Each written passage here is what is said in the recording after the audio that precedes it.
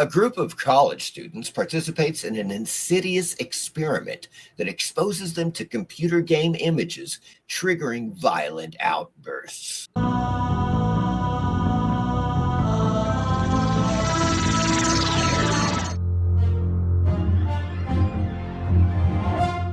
And now we're just getting into the plain weird. We start this row of flicks with Death Wish Club, 1984, comedy thriller.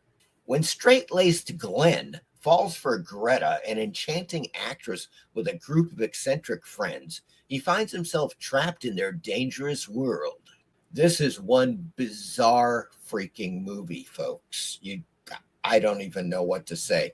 Yeah, you've got this guy, and he has this obsession for this woman, this young woman, who by night is a fairly talented jazz pianist, but by day, she moonlights by doing porn films. That's all I can say. That is apparently the entire thing of it. And then this guy that's obsessed with her goes to the porn theaters and watches her performances. And he becomes more obsessed with her. But that's not even the weird part, folks. I'm not going to give it away, but the second half of this film just kicks into strange overdrive. All right. And it's just something you're going to have to see to believe. You, Charles, take this woman to be your lawful wedded wife? I do. And do you, Lola, take Charles to be your lawful wedded husband? Oh, yes. Then by the power vested in me... Stop this ridiculous wedding right now.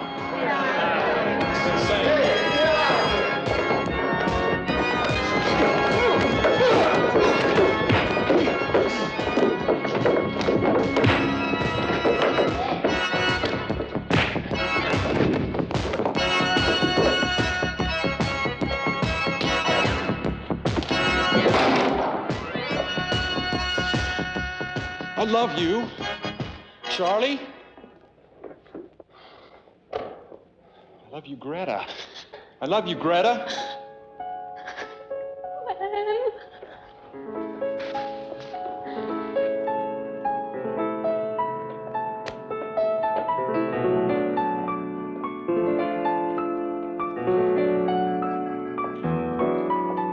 He's mine. He's mine.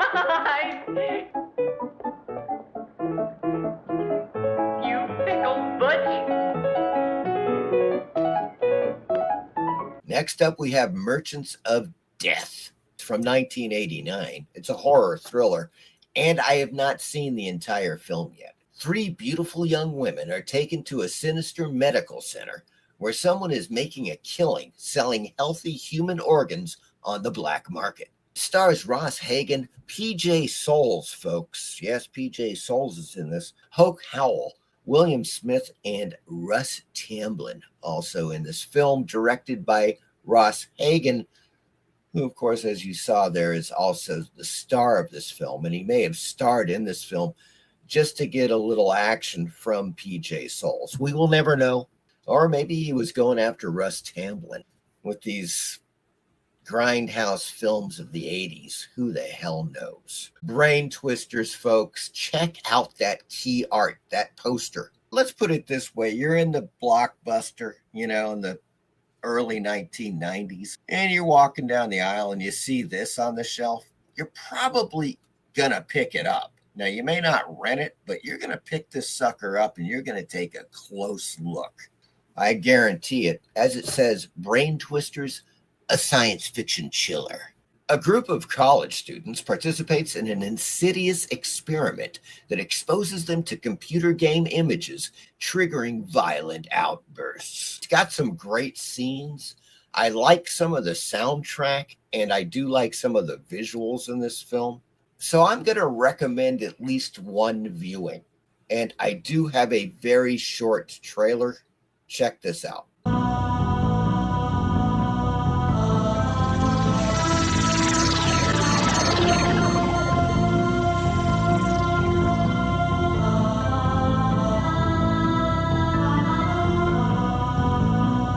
Next up, folks, look at this wall of poster art glory. I mean, all three of these pieces of key art here are just fantastic. The colors, the layouts, the designs, everything about these three. And the films are not bad, okay? Let's just start off with Mario Bava's Barren Blood. Barren Blood, 1972. A young man visiting the remote castle of an ancestor in Austria brings his dead relative, a brutal and sadistic baron, back to life. Well, isn't that nice? Starring Joseph Cotton and Elke Summer. Oh, yes. Directed by the one and only Mario Bava. Now, as it says here, it says PG. Okay. I could have sworn I saw an R-rated version of this film. I remember liking the film, but I thought there was some TNA in it. I may be wrong, though, folks. In any case, though, it's Mario Bava, so you know it is at least worth watching once. And it's on Tubi. Next up, it's The Devil's Nightmare. Oh, yeah. I love that key art. Oh, my God, that is just gorgeous. 1971, fantasy horror, foreign international, folks. A grim fate awaits a group of tourists forced to spend the night at a castle owned by a baron whose family is afflicted by a devilish curse. This one's got all kinds of stuff that makes it worthwhile, at least for one watch, maybe two. It's not that graphic, but it's pretty good. And it generally doesn't ramble, right? You know, you don't have much padding in this film, so it moves along at a pretty good pace. Here's a short trailer for The Devil's Nightmare.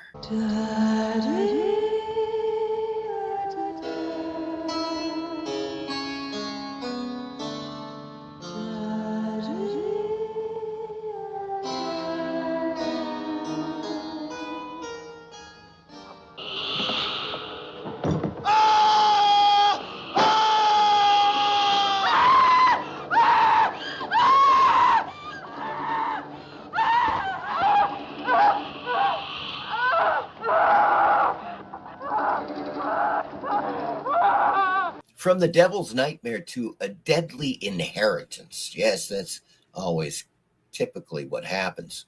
It's Deadly Inheritance from 1968, when the death of a surprisingly rich railroad worker, say that 5 times fast, leads to mysterious murders within his heirs. Inspector Greville is on the scene, folks. He is on the scene. Is called in to investigate. This one starring Tom Drake and a bunch of Italians, also directed by an Italian, Vittorio Sindoni. So, you know, it's going to be very Italian, except for Tom Drake. But once again, I'm going to give it an A+ for that freaking poster art. I mean, that just jumps right off the screen. Well, folks, that wraps up our look at last Friday night's horror and sci-fi film features. I hope you enjoyed this video, and as always, please like and subscribe. Thank you.